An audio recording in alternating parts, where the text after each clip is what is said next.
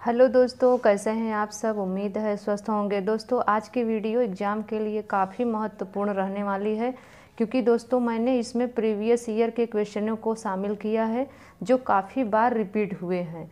तो दोस्तों आगे बढ़ने से पहले आपसे रिक्वेस्ट है, अगर आप चैनल पर नए आए हैं तो चैनल को सब्सक्राइब कर लें, ताकि ऐसी ही महत्वपूर्ण वीडियो आप सब तक पहुँचती रहे। तो आइए दोस्तों शुरू करते हैं आज की क्लास। पहला है दोस्तों, संकलनात्मक परामर्श के जन्मदाता हैं। तो बताइए दोस्तों, संकलनात्मक परामर्श के जन्मदाता कौन हैं? विलियम्स, थॉर्न, रोजर्स या इनमें से कोई नहीं? तो दोस्तों आपका सही आंसर बी हो जाएगा। संकलनात्मक परामर्श के जन्मदाता थॉर्न महोदय हैं। आगे है दोस्तों, छात्र के अवांछित व्यवहार के संशोधन हेतु सबसे प्रभावी विधि है।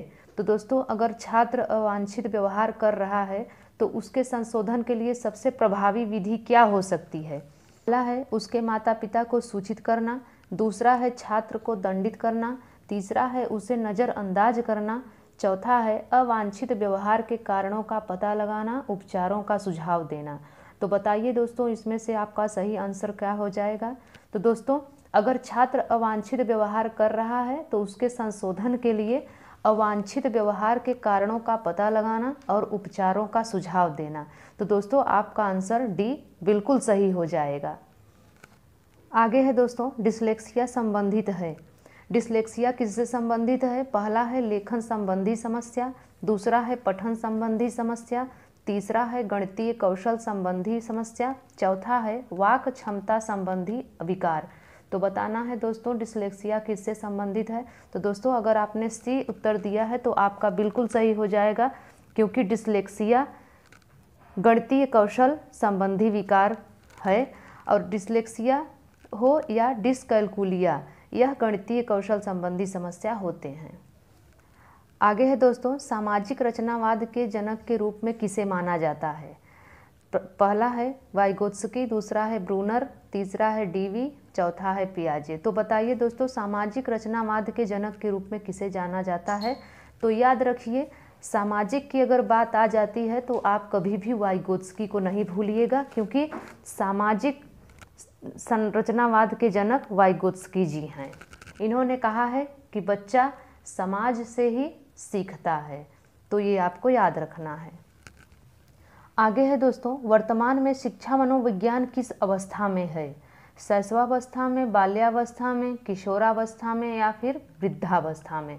तो दोस्तों हमेशा याद रखिए कि वर्तमान में शिक्षा मनोविज्ञान शैशवावस्था में है। ये आपको याद रखना है। आगे है दोस्तों, अधिगम व्यवहार के द्वारा व्यवहार में परिवर्तन है, यह किसने कहा है?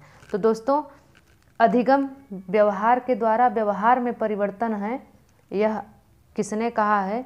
तो आपका उत्तर हो जाएगा गिलफोर्ड, क्योंकि गिलफोर्ड ने ही कहा है कि सीखना जो होता है वो व्यवहार के द्वारा परिवर्तन होता है। आगे है दोस्तों, कक्षा शिक्षण की सफलता का क्या रहस्य है? पहला है श्यामपट्ट का प्रचुर प्रयोग, दूसरा है दृश्य श्रव्य सामग्री प्रयोग, तीसरा है कक्षा में पूर्ण अनुशासन, चौथा है शिक्षक छात्रों के बीच संतुलित एवं सुसंगत संवाद। तो दोस्तों आपने डी आंसर चुना है, तो आपका डी आंसर बिल्कुल सही हो जाएगा, क्योंकि शिक्षक और छात्रों के बीच संतुलित एवं सुसंगत संवाद कक्षा शिक्षण की सफलता का रहस्य होता है। आगे है दोस्तों, विकास की किस अवस्था को गोइंग एज कहा जाता है? पहला है बाल्यावस्था, दूसरा है प्रौढ़ावस्था, तीसरा है शैशवावस्था, चौथा है किशोरावस्था। तो बताइए दोस्तों किस एज को गोइंग एज कहा जाता है? तो दोस्तों आपका आंसर ए सही हो जाएगा, बाल्यावस्था। बाल्यावस्था की अगर बात की जाए तो यह 5 से 12 वर्ष की यह अवस्था होती है। इसको गोइंग एज कहा जाता है, इसी को टोली एज कहा जाता है और इसी को डर्टी एज भी कहा जाता है। डर्टी एज इसलिए कहा जाता है क्योंकि इसी एज में बच्चा कपड़ा गंदा करता है। आगे है दोस्तों, चिंतन की प्रक्रिया में सबसे कम महत्वपूर्ण है। तो पहला है चित्र, दूसरा है प्रतीक एवं चिन्ह, तीसरा है मांसपेशीय क्रियाएं, चौथा है भाषा। तो बताइए दोस्तों इसमें से आपका आंसर क्या सही हो जाएगा? चिंतन की प्रक्रिया में सबसे कम महत्वपूर्ण मांसपेशीय क्रियाएं होती हैं। आपका सी आंसर बिल्कुल सही हो जाएगा। आगे है दोस्तों, चेतन मन के साथ अचेतन मन पर भी ध्यान देना चाहिए, यह किस मनोवैज्ञानिक ने कहा है? पहला है वाटसन, दूसरा है वुडवर्थ, तीसरा है टाइडमैन, चौथा है फ्रायड। तो दोस्तों अगर चेतन मन की बात आए तो आपको हमेशा फ्रायड को टिक करना है, क्योंकि चेतन मन के साथ अचेतन मन पर भी ध्यान देना चाहिए, यह फ्रायड महोदय का कहना है। आगे है दोस्तों, निर्माणात्मक मूल्यांकन का उद्देश्य होता है। तो पहला है दोस्तों प्रगति पर गौर करना एवं उपचारात्मक अनुदेशन की योजना बनाना, दूसरा है विद्यार्थियों की समझ का पता लगाना, तीसरा है अध्यापक के उद्देश्य की पूर्ति का पता लगाना, चौथा है ग्रेड्स प्रदान करना। तो बताना है दोस्तों निर्माणात्मक मूल्यांकन का उद्देश्य होता है। तो दोस्तों अगर आपने ए आंसर चुना है तो आपका बिल्कुल सही है, क्योंकि निर्माणात्मक मूल्यांकन का उद्देश्य होता है प्रगति पर गौर करना एवं उपचारात्मक अनुदेशन की योजना बनाना। आगे है दोस्तों, मनोविज्ञान मन का विज्ञान है, यह किसने कहा था? दोस्तों बताइए, मनोविज्ञान मन का विज्ञान है, यह किसने कहा था? तो दोस्तों याद रखिए, पेस्टोलॉजी ने इसको कहा था कि मनोविज्ञान मन का विज्ञान है। तो हमेशा याद रखिए पेस्टोलॉजी ने कहा था। आगे है दोस्तों, निम्न में से कौन सा ब्रूनर के सिद्धांत में नहीं है?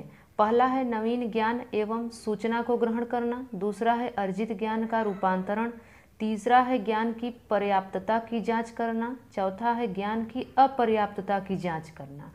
तो बताइए दोस्तों इसमें से कौन सा आपका सही हो जाएगा? दोस्तों याद रखिए कि ब्रूनर ने अपने सिद्धांत में नवीन ज्ञान की सूचना को ग्रहण करना यह भी बताया है, अर्जित ज्ञान का रूपांतरण करना इसे भी अपने व्याख्या में रखा है, लेकिन दोस्तों ब्रूनर ने ज्ञान की पर्याप्तता की जांच यह अपनी व्याख्या में नहीं रखा है। तो इसलिए आपका आंसर सी सही हो जाएगा, और ज्ञान की अपर्याप्तता की जांच भी इन्होंने अपने व्याख्या में रखा है। आगे है दोस्तों, अर्थपूर्ण शाब्दिक अधिगम किसके द्वारा समझाया गया है? पहला है रॉबर्ट गेने द्वारा, दूसरा है जीन पियाजे द्वारा, तीसरा है ब्रूनर द्वारा, चौथा है डेविड आशुबेल द्वारा।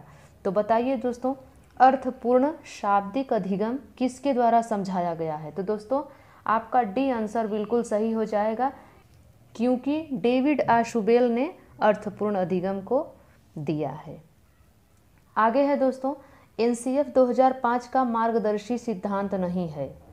पहला है ज्ञान को स्कूल के बाहरी जीवन से जोड़ना, दूसरा है पढ़ाई को रटंत प्रणाली से मुक्त करना, तीसरा है अंग्रेजी भाषा में शिक्षा प्रदान करना, चौथा है बच्चों को चहुमुखी विकास के अवसर उपलब्ध कराना। तो बताइए दोस्तों इसमें से कौन सा आंसर सही हो जाएगा? प्रश्न क्या कह रहा है कि एनसीएफ 2005 मार्गदर्शी सिद्धांत नहीं है। तो नहीं का उत्तर दोस्तों नहीं में ही देना है, निगेटिव का उत्तर हमेशा निगेटिव में जाएगा। तो दोस्तों एनसीएफ 2005 कभी नहीं कहती कि अंग्रेजी भाषा में बच्चों को शिक्षा दिया जाना चाहिए। तो यही आपका आंसर सही हो जाएगा। आगे है दोस्तों, शिक्षा का केंद्र बिंदु है।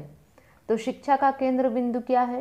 पहला है शिक्षक, दूसरा है विद्यालय, तीसरा है बालक और चौथा है उपरोक्त सभी। तो बताइए दोस्तों शिक्षा का केंद्र बिंदु क्या है? तो दोस्तों आपका आंसर सी बिल्कुल सही हो जाएगा, क्योंकि बालक शिक्षा का केंद्र बिंदु है।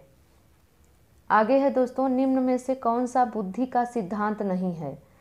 तो बताइए कौन सा बुद्धि का सिद्धांत नहीं है? पहला है एक तत्व सिद्धांत, दूसरा है द्वितत्व सिद्धांत, तीसरा है प्रत्यागमन का सिद्धांत, चौथा है बहुतत्व का सिद्धांत।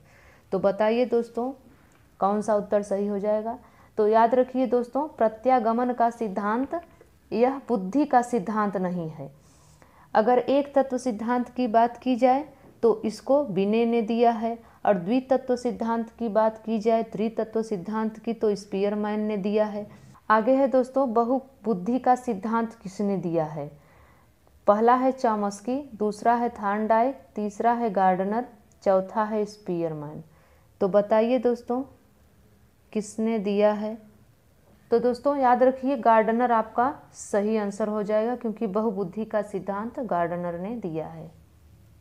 आगे है दोस्तों प्राथमिक समाजीकरण का माध्यम है। तो प्राथमिक समाजीकरण का माध्यम क्या है? तो पहला है सरकार, दूसरा है मीडिया, तीसरा है परिवार, चौथा है विद्यालय। तो बताइए दोस्तों, प्राथमिक समाजीकरण का माध्यम क्या है? अगर दोस्तों आपने सी आंसर चुना है तो आप बिल्कुल सही हैं, क्योंकि प्राथमिक समाजीकरण का माध्यम परिवार होता है। आगे है दोस्तों, एकाधिक बुद्धिमानी का सिद्धांत कहता है। तो एकाधिक बुद्धिमानी का सिद्धांत क्या कहता है? पहला है बुद्धि तेजी से बढ़ाई जा सकती है, दूसरा है बुद्धि कई प्रकार की हो सकती है, तीसरा है पेपर पेंसिल परीक्षण सहायक नहीं है, चौथा है प्रभावी अध्यापन के द्वारा बुद्धि बढ़ाई जा सकती है। तो बताइए दोस्तों, इसमें से आपका आंसर क्या सही हो जाएगा? तो दोस्तों अगर आपने बी आंसर चुना है तो आपका बिल्कुल सही हो जाएगा, क्योंकि एकाधिक बुद्धिमानी का सिद्धांत कहता है कि बुद्धि कई प्रकार की हो सकती है। और बहुबुद्धि का सिद्धांत दोस्तों गार्डनर ने दिया है, बहुखंड बुद्धि का सिद्धांत थार्नडाइक ने दिया है, ये आपको याद रखना है।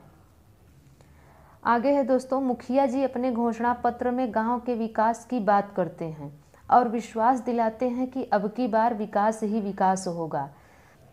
तो बताना है दोस्तों कि यह कौन से बुद्धि के अंतर्गत आएगा। पहला है अंतःवैयक्तिक, दूसरा है अंतर्वैयक्तिक, तीसरा है प्राकृतिक, चौथा है भाषिक।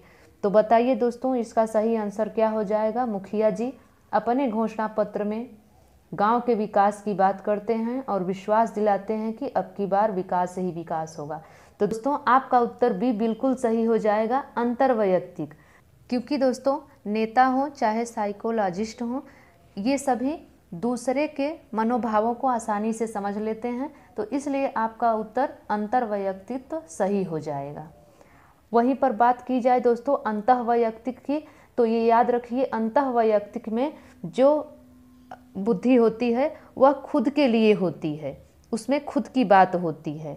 और प्राकृतिक की बात की जाए तो जैसे किसान हैं, प्राकृतिक की सुंदरता कोई महसूस कर रहा है, नदी पहाड़ इत्यादि की, तो वह प्राकृतिक बुद्धि के अंतर्गत आता है।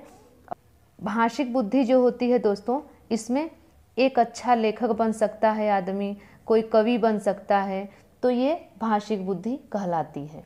आगे है दोस्तों, कवि लेखकों में बुद्धि पाई जाती है। तो दोस्तों अभी मैंने आपको बताया कि भाषाई बुद्धि कवि और लेखकों में पाई जाती है, ये आपको याद रखना है। दोस्तों मैंने अभी सभी जो क्वेश्चन कराए हैं यह प्रीवियस ईयर में पूछे गए क्वेश्चन हैं, प्रीवियस ईयर में आए हुए क्वेश्चन हैं।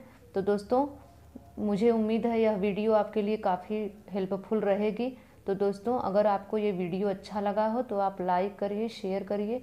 तो मिलते हैं दोस्तों अगली वीडियो में, तब तक के लिए नमस्कार।